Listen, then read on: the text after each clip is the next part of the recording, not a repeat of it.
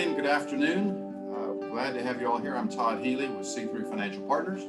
And on behalf of my partners, Carolyn Smith and Celeste Moya, I want to welcome you to our 17th CNC. Believe it or not. This morning, we're pleased to have Fereshteh on, and I'm going to let Celeste introduce her and say her last name. But she's going to be speaking on running on empty, effective lessons and tips to get more hours back in your day. And I think privately, she's guaranteed that for 1 hour investment on this call, you'll get back at least 5 hours. Is that right, Fereshteh? Absolutely. If not today, at least this week. But anyway, really do appreciate you being here. We appreciate Fereshteh being here. After her presentation, Carolyn will come back and we'll do some Q&A. As you have questions, please put them in the chat room and we'll watch those during the call. And then afterwards, Carolyn will also open it up to any questions she's picked up during the presentation. So with that, Celeste, I'll turn it over to you. Thank you, Todd, and thank you everybody that's joined us today. As Todd mentioned, today's topic is running on empty, 3 effective tips to get more hours back in your day. Personally, I know I feel like I never have enough hours in the day, and many of you might share that sentiment. And this past year has really heightened that feeling for many of us. So we thought this was a really timely topic that can benefit all of us, regardless of our industry. I'd like to introduce our speaker, Fereshteh Fattaahi, who goes by Fereshteh for short. She's the co-founder and director of business development for a firm named Advisor Roots, which is a one-stop creative agency built specifically for those of us that are in the financial services, legal sectors, and life insurance space. We've had the pleasure of knowing Fereshteh for many years and benefiting from her insights, so we wanted to share that with you all today. She's an expert on business processes and efficiencies. So we thought Fereshteh would be ideal to provide us some great ideas we can implement into our practice today and gain back some of those precious hours, as Todd mentioned. So Fereshteh, I'll let you take it from here. Awesome. Thank you so much, Celeste. I appreciate the kind intro and nice to see you all today. Thanks for joining us on the call. So to get started, I want to tell you a little story. Back in February of 2020, I moved halfway across the country for a job opportunity for my significant other to make the leap from a comfortable corporate role to a 1099 district manager. We moved from Los Angeles to Kansas City, Missouri. We went through 2 real estate agents. We went through 2 lenders, and we closed on a home in 25 days.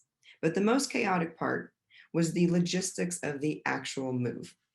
So throughout the process, my assistant researched moving companies, and we scheduled to have one come out, give us a quote, give us an inventory list, and figure out what all we needed to get moved.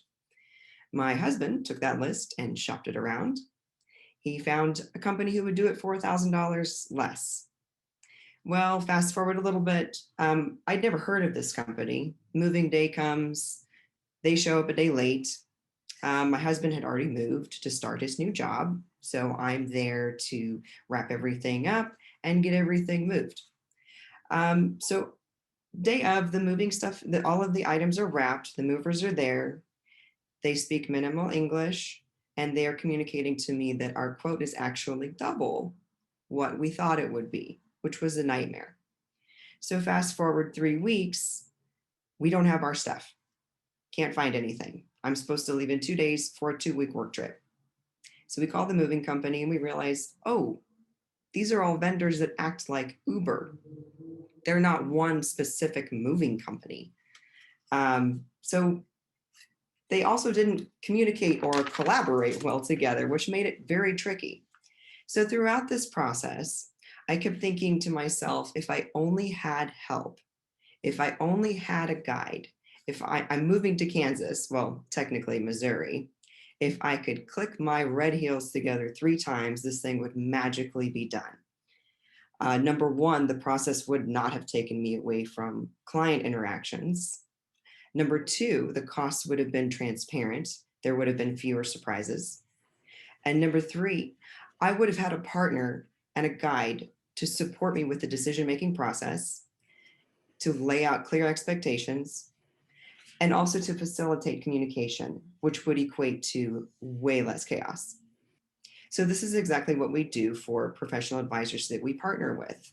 And today I'm going to cover how these professional advisors get more time with less costs, how they become more effective with their business life, and how they attract more right fit clients while reducing the time and cost of acquisition.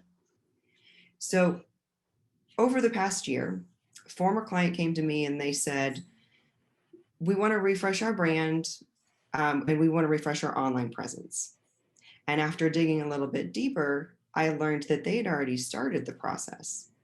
They had hired a creative agency who was very good at what they did, but they did not understand the industry. And this client's very reputable. You may even know them, Todd. I'm sure you know them. Great people, very thorough decision-making process. You would not think that they would have something like this go wrong because they are so good at vetting their partners. However, they'd already spent north of $30,000. The project had gone on for over 3 years, and there was no finish line in sight. So from that, I want to explain it's very important to work with the right service providers, vendors, and systems. So that leads me to my first topic, which is more time and less costs. We have a So are you? question. Did you? Yes, thank you. Yes, please. Thank you. Rebecca, if you can pull up that first poll question for the audience. There we go. Has technology enhanced how you collaborate with your team, or has it been an increased frustration? Well, I think a little bit of both on our side, but we'll hear back from those that have joined us today.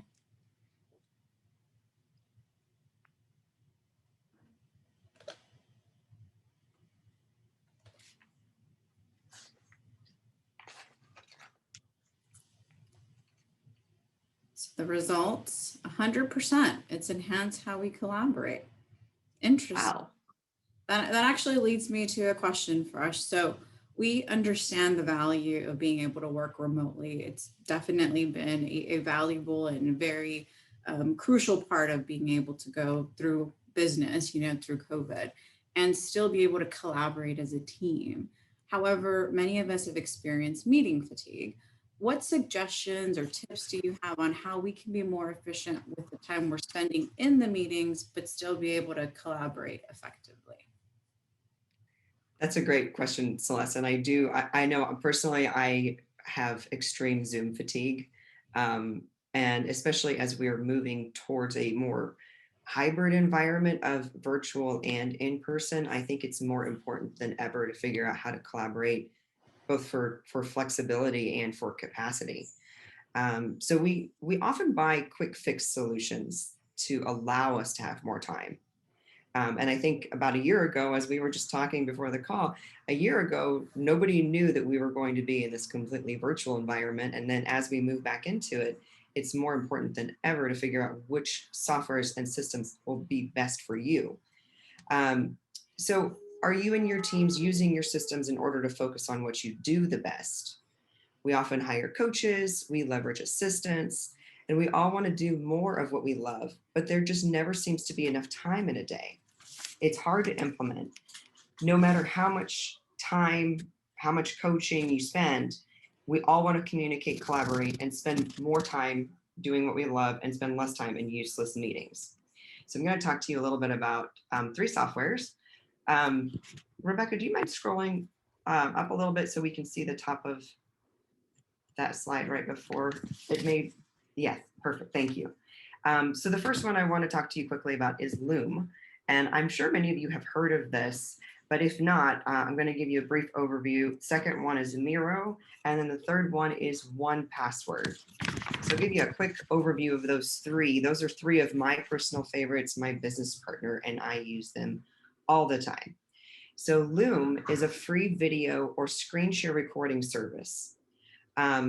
If you need to delegate a task or a project to an assistant or a team member, this is a great way to provide thorough communication and instructions without you actually having to physically meet with them. It's also great if you need to show a presentation with an explanation. It allows the ability to walk through and provide time-stamped feedback through comments, which can be very useful if you are collaborating back and forth on something, but perhaps you don't have flexibility in your schedule to jump on that Zoom call to give the feedback that's necessary. You can tackle a task when you do have the bandwidth or capacity, not when you're supposed to be in that Zoom meeting or in that in-person meeting. The next one I want to talk to you about is Miro. Now, both of these softwares are free. They offer a free version of it up to a certain level of usage. So Miro is a virtual whiteboard. It's used to collaborate visually and to mind map on the go. It's exactly like a whiteboard, but it's digital. So we have a client that took this concept and they use it across the board for all of their planning. They've used it to build out their sales cycle. They've used it to build out their marketing plan. And they've actually even used it to list out their SOPs, or standard operating procedures. So when you create stuff on a whiteboard, what do you normally do afterwards? Do you take a picture of it before you erase it? Well, why not do that digitally and then invite other people to collaborate with you in real time? And in fact, I actually used Miro to create part of my presentation today. It's very user-friendly, drag and drop, sticky notes, however you want to create it, it's all up to you, but it's very easy to get started there. And the third and final software that I want to share with you is one that I personally cannot live without. I use 1Password all of the time. And in fact, I use it so frequently, I had to ask my partner, how do I explain this? Because it's such an integral part of my life. I want to explain it in a way that makes it easy to understand. Now, a lot of people have heard of LastPass, but 1Password, it's a paid service and it has not been hacked, and the other ones have been hacked. So we personally like 1Password. So what is it?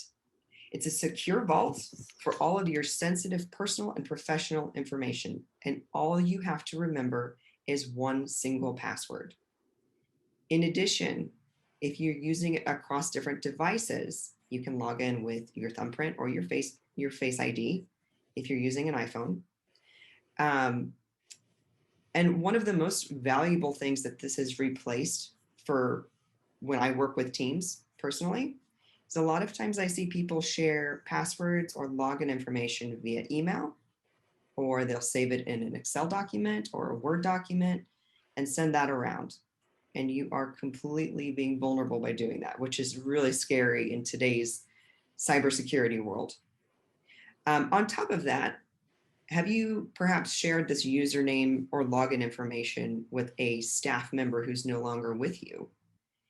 If you have put these into 1Password, all you have to do is remove them from a vault. You don't have to go in and change all of your password information that may have taken you a long time to build. So, as we move forward from a virtual to a hybrid environment, it's important to learn how to efficiently collaborate both in real time and virtually. It's a good time to slow down, evaluate your software systems and your vendors. And if your vendors and providers are not elevating your business to the next level, perhaps it's time to adapt, pivot, and move on. And this leads me to our second topic today, becoming more effective with your business life. That is our second poll question. Do you have defined processes around business development, firm growth, or operations? And I think the points you just made for us were so important while the group is answering this. You know, we've all adapted to technology, but have we adapted to the right technology? So it's kind of evolving in what we're utilizing.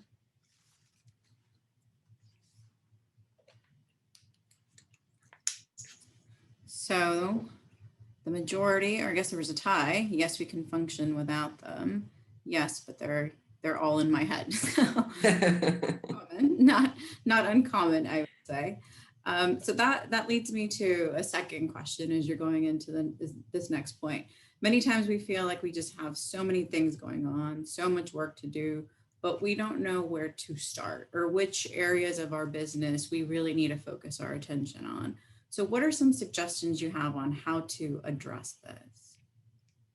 Thank you, Celeste. Rebecca, do you mind scrolling up? I want to see the picture of all of your lovely faces here. Thank you. So, becoming more effective with your business life. To do or not to do? That is the question. So, do you have processes and roadmaps? And specifically, are you prioritizing every marketing idea or solution for your operations that comes across your plate?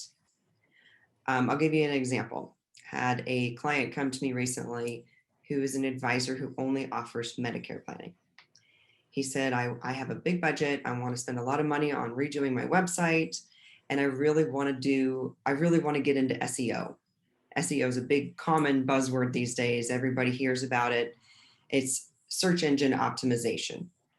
What they don't realize is the optimization part actually comes from the words that are on your website or in your social media. It's not actually how searchable it is. It's how well is it explained. Search engine marketing, or SEM, is another concept you may hear of. That's when you're doing pay-per-click, or you're doing more organic versions of marketing online. But these big buzzwords, they've had a lot of attention recently over the past year, especially, and I think specifically in our industry. So I said, well, what are you currently doing for your marketing? And he said, well, I'm sending out 20,000 postcards a month.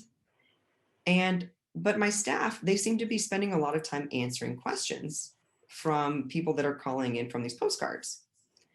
And I said, well, where do your best clients come from? And he explained, well, they come from financial advisors. And many of those he had built very thorough, authentic relationships with. And so I said, well, why are you not using your time and your budget on resources like that? And the point is, it's important to take the time to get to know your most valuable strategic partners or centers of influence and lean on them. For example, I don't see many attorneys in our industry actively marketing, and perhaps this is due to compliance issues and regulations. But why not lean on trusted advisor resources, such as our wonderful hosts in this picture over at C3? They're actively connecting with clients and opportunities while maintaining an eyes on the playing field approach. Sorry for that. With relevant, time-sensitive opportunities that can benefit your clients mutually.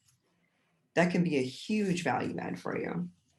So the key takeaways from becoming more effective with your business life is: number one, identify the priorities for your practice for both marketing and for operations. Number two, build out your processes before spending a lot of money on quick fix applications or shiny object marketing solutions. And number three, organically build your trusted advisor network and actively nurture relationships with wonderful people such as C3 to enhance new and existing business opportunities. And this leads me to our third and final topic today, which is attracting more right fit clients. Our third poll question: do you ever get leads that are immediately not the right fit and you have no idea how or why they were introduced to you or how they found you?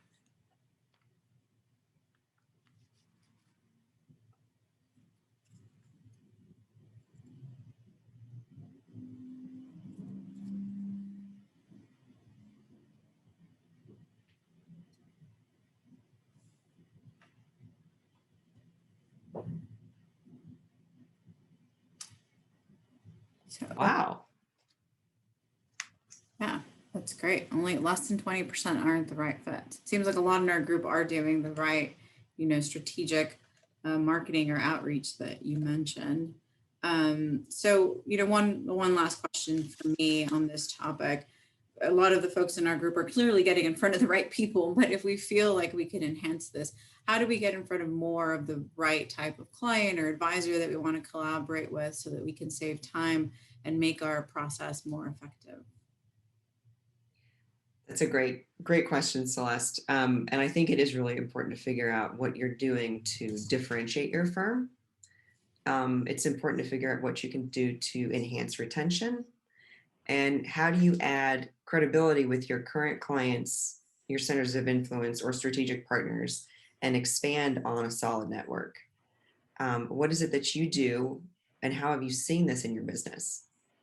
And again, coming back to a hybrid work environment, more and more people are going to find you online. And there's three absolutely critical factors that are important when you are having people search for you online. Number one, your web presence should be absolutely perfect. It should be secure and it should be mobile optimized. And if it's not, you're missing out on a very, very large group of people because everybody's looking things up on their phone or on their iPad. It's not as common to just sit in front of your computer and search for these things, although it still does happen, but you need to have it ready for all of them. Number two, do you have a social media presence that needs branding? Or it needs to be set up at all? And specifically, I'm talking about LinkedIn. LinkedIn is actually highly search engine optimized. So when you type someone's name in, that's often going to come up very high up in that search. And then number three, you need streamlined copy content across all online platforms with a consistent message that includes your identity. And if you don't have those three items, you're definitely missing out. I have a recent success story, actually. I had a firm come to me and they said, hey, we're going through a merger and a succession plan at once. And we don't know what we don't know, but we know that we need a website. So we guided them through the corporate identity process to figure out who they are, what they do, what their processes are. We went through brand design, which was a new logo, new colors, all of the pretty stuff. And then we built a website for them. And then we took what was on their website and expanded onto their LinkedIn profiles. We taught them how to use it and actually build their network. And then from there, one of the gentlemen was so excited about this process. He goes, okay, so now I know how to actually use this thing. I'm going to go out and I'm going to connect with all these people that are in my network already. And 2 days later, I get a phone call. Hey, Fresh, LinkedIn's trying to close my account because I've been so active in connecting with people, it thinks I'm a robot. And it wasn't, he was not actually a robot, but we had to contact LinkedIn and get that squared away. But I told him I was so proud of him for going and doing that we'll get it all figured out. And now every holiday, every birthday, he always reaches out to me through a LinkedIn message just to say hi. So he's using LinkedIn for the right reasons. So I'm familiar with your industry. I know who you are. I know what you do. And I know who your best clients and COIs are. But let me ask you, who's interviewing you to find out who you love working with? And who is your PITA? That is a pain in the, I will let you finish the word. All of these answers are a critical part of your corporate identity and your brand. These should be factored into the equation for all of your marketing materials.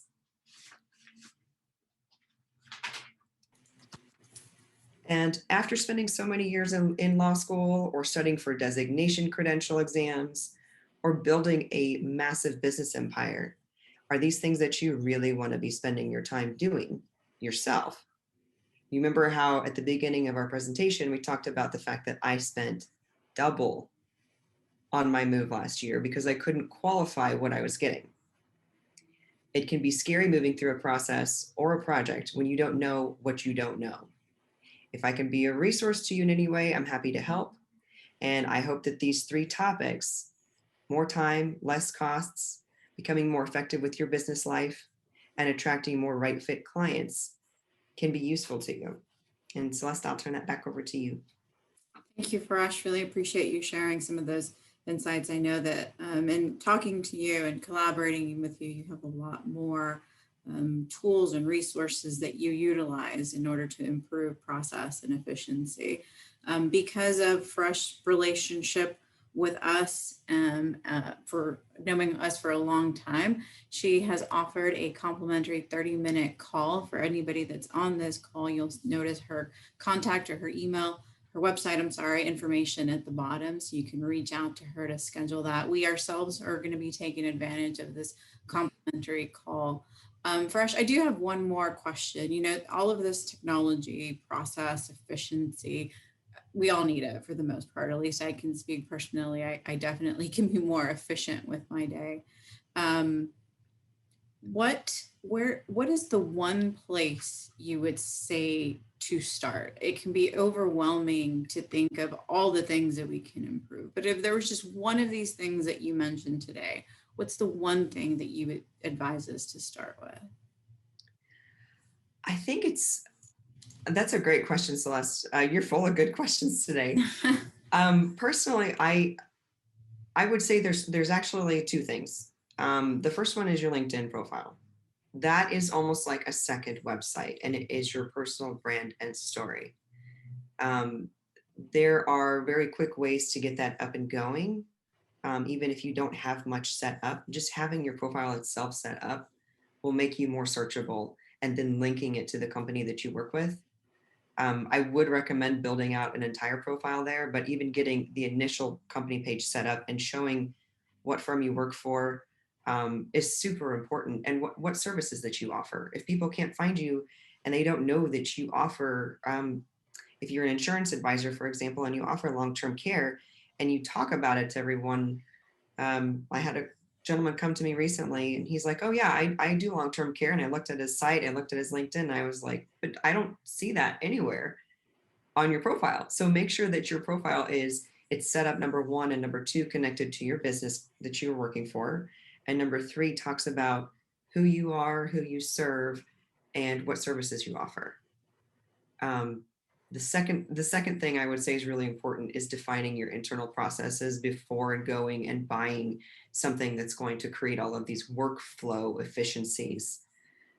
So many times we have advisors that reach out to us and they say, oh, I want to start doing I want to start marketing to my lists. I want to start sending out an email campaign.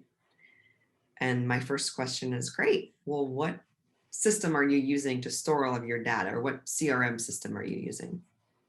And they go, Outlook. And so I strongly recommend figuring out like what are the goals around your marketing, number one, and then number two, figuring out your internal processes of defining what that should look like. That will help your user experience down the road too. Because if everybody internally is clear on the process, it's a lot easier to explain it externally. Yeah, especially if you bring on new folks into firms, or have to incorporate staff, it always makes it easier. We do have a question. What changes have you seen in marketing by professional advisors in the past 10 years? That's a good one. Well, over the past year, obviously we're meeting a lot more people virtually, so it's important to get our point across faster, because we may lose interest fast. I believe earlier we were chatting a little bit about the fact that the advice that is given to our industry now is to stay in front of people frequently. And in reality, if it's not interesting, you may be losing people because they may unsubscribe from whatever you're putting out. I think we saw a big shift last year with everybody got online, and all of a sudden you start getting a lot more emails. There was a lot fewer things that were being mailed. Since we weren't in person, it was how quickly can we get in front of people? So while everyone's starting to send out a newsletter to stay relevant, I started talking to people about the fact, why don't you send a really cool package? Differentiate yourself just a little bit, and people love receiving packages. So take your top 10 clients and figure out how to make a really good impression there versus adding to their task list in their email to read. Feresh, I'm curious if you've seen in different communities, different social media work.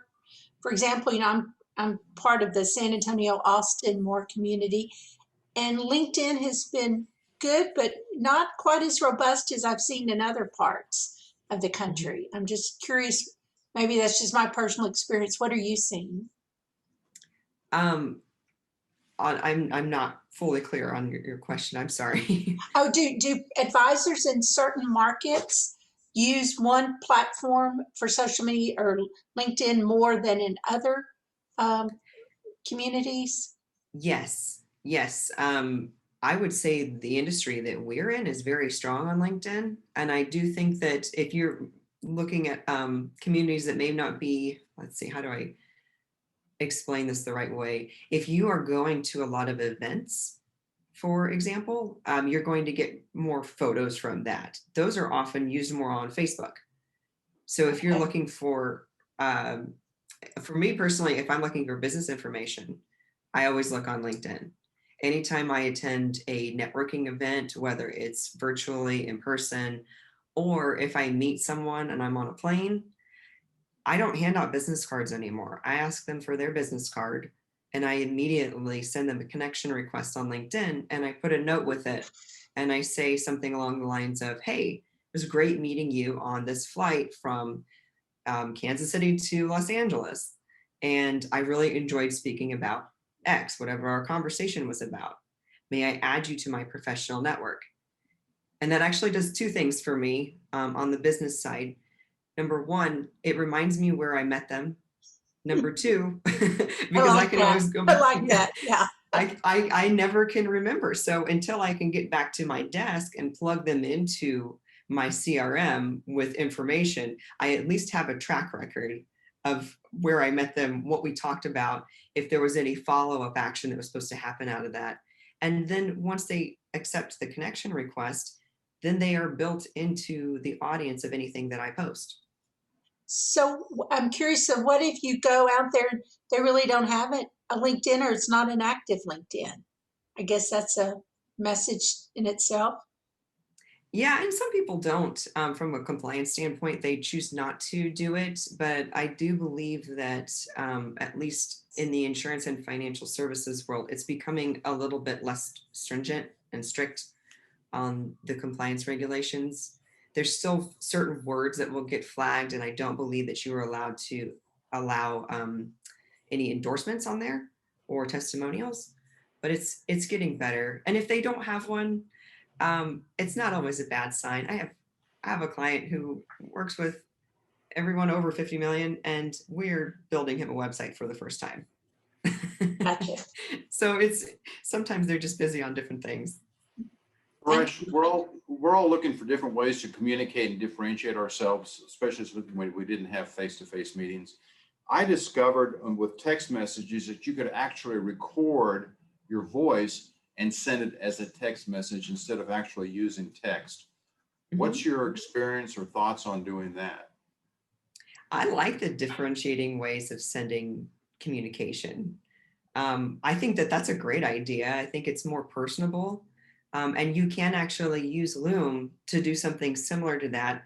For example, if I were sharing a presentation with you guys and I wanted to pre-record it, you could see my face while I present on the screen, and you could watch it when you're ready for it.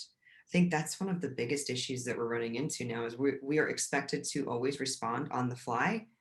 And since we're all in different places, we're maybe not, we can't just pop up out of our desk and go ask a question at that moment. It's great to have the ability to respond when you want. But I love your idea of, doing a voice message. I like the video messages. Right before our call, one of my business coaches left me a video text message. And it's a nice way to be more personable with your clients and people who are important to you. First, there was a question about Loom. If you can expand a little bit more just on exactly what Loom provides. Yeah, absolutely. So Loom, actually a website that you go to. So you go to loom.com and you'll add a browser extension to your computer.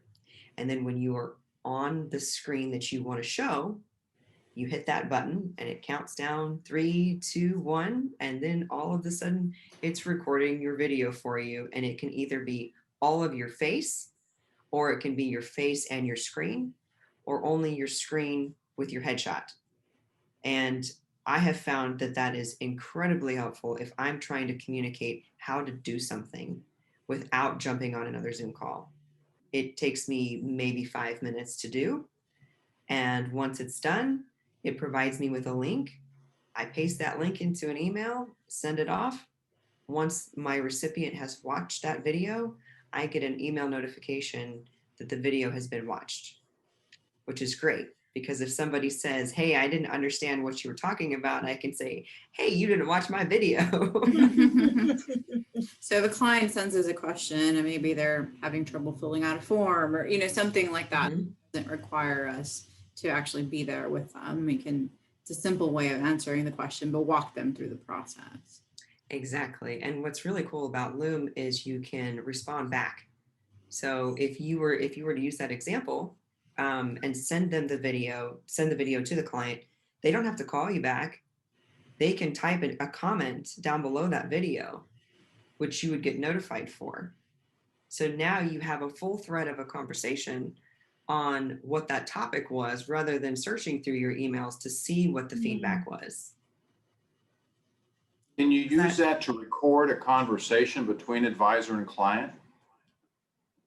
Yeah, I would think so. You'd have to have it pulled up on your computer or on your phone to do that. But yeah, you could do that.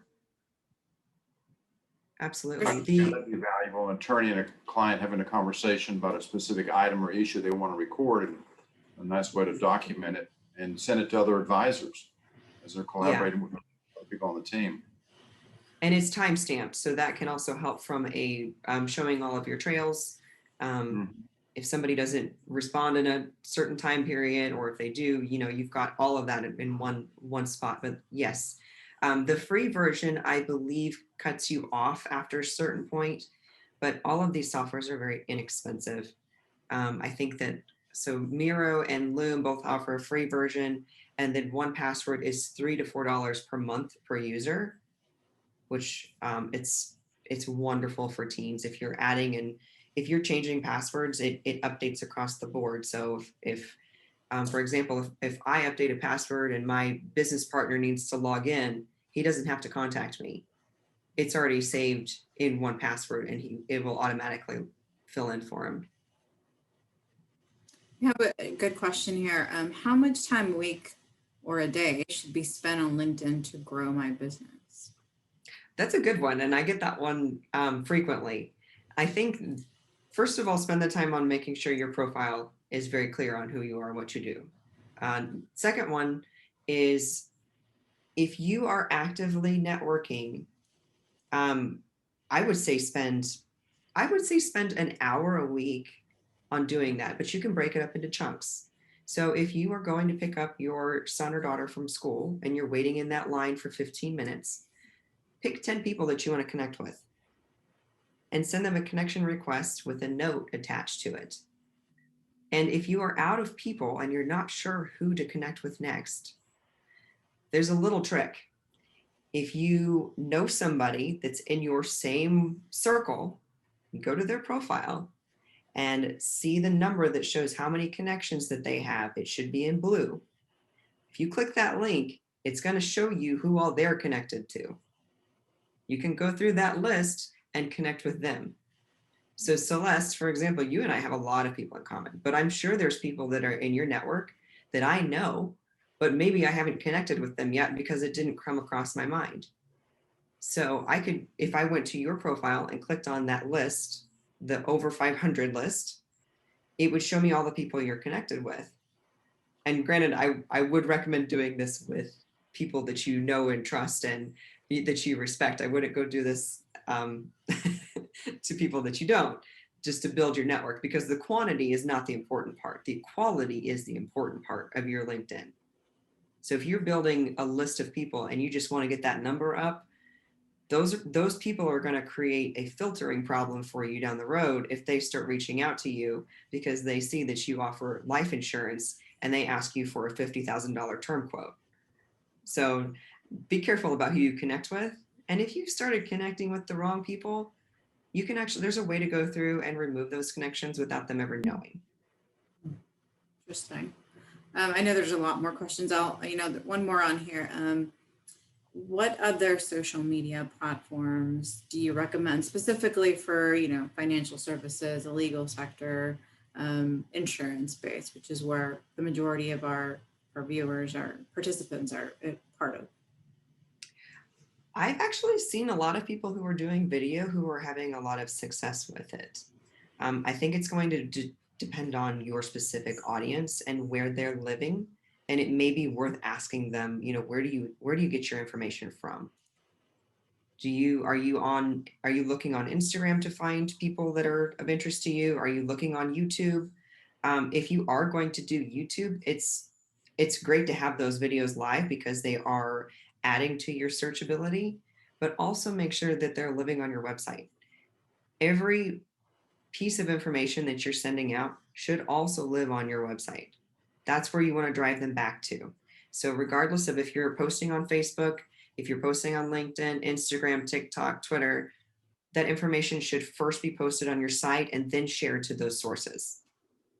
Does that answer the question? I'm not sure if I fully got it Yeah, there. I mean, there's other platforms. I've seen a lot of financial type topics on YouTube that just come up. I mean, I know there's some compliance and some review that has to take place, but you're right. That's another platform that I don't think we leverage nearly enough. I know at C3, we've had a lot of success with videos. And so it's been, you know, a very helpful tool that we've been able to implement. I'll ask one last question and then Todd, Carolyn, if anybody else has any more questions, if not, we can wrap it up. How do you, you know, knowing that everybody's time is limited, we talked about efficiencies, how do we encourage team members or other, you know, people that are part of our firms to be more active on LinkedIn, to be promoting marketing in a way that's efficient, but also doesn't take up too much of their time? Oh, that's a good one. And your firm actually does a really great job of that. I want to compliment Christy and Rebecca for all of the efforts that I've seen so far and Carolyn, Todd, and Celeste, you guys have done a great job with once something is posted, having the whole team share it. One way to do that I've seen is really effective is if you have one person in charge of posting, and then they can send a message of that post to everybody on the team, a private message, and say, hey, we just posted this. Do you mind resharing? That's a very effective way to do it internally. And then externally with centers of influence and strategic partners, if you have a topic that you found really interesting and you think, oh, this person and their audience would really benefit from this. Once you post it, you can hit that share button or send button and send it directly to them with some context. And same goes with if you write an article on LinkedIn and you want to increase the organic reach of it. And what I mean by that is if you write an article, maybe not everybody's going to see that come across their feed. But if you send a link directly to that, to your center of influence or your strategic partner, and you say, hey, I just wrote this, I'd love some feedback. If it adds any value to you or to your network, would you mind resharing? And if not, no problem. I'd still welcome feedback as I continue to create content. Wow, absolutely. Thank you so much, Fresh. I know you have a lot more to share, as I mentioned, and each of our practices has its own unique needs. So once again, Fresh has offered this complimentary 30-minute consultation with her in which she can share a little bit more information that's specific to your firm or to your practice. We will definitely be taking advantage of it, Fresh, and we appreciate the offer. Thank you so much for your time today, for what you shared. Absolutely. Over to Carolyn now. Yeah, well, everyone, we again appreciate you joining us, and we have found during this time that we're in, I like that word hybrid, it continues to be a way that we can be together even though we're apart. So with that in mind, our Coffee with C3, which is our 15-minute have a cup of coffee with us from 8:30 to 8:45, pleased to announce our next one is on June 10th. And the topic is the firm behind the firm. And to explain that, we've got Mr. Brian Bonifant, who many of you may know with Line Street, that's going to share how Line Street is an integral part of our practice. Todd and I are both proud to be founding owners, and how Line Street supports us in being the best of the best as we advocate for our clients. in the insurance market. So we're really excited to have Brian come on board, especially during these times when there's continuous change in the industry, regulatory, financial, etc. We really wanted to bring that, again, more behind the curtain information to our viewers. So that will be on June 10th.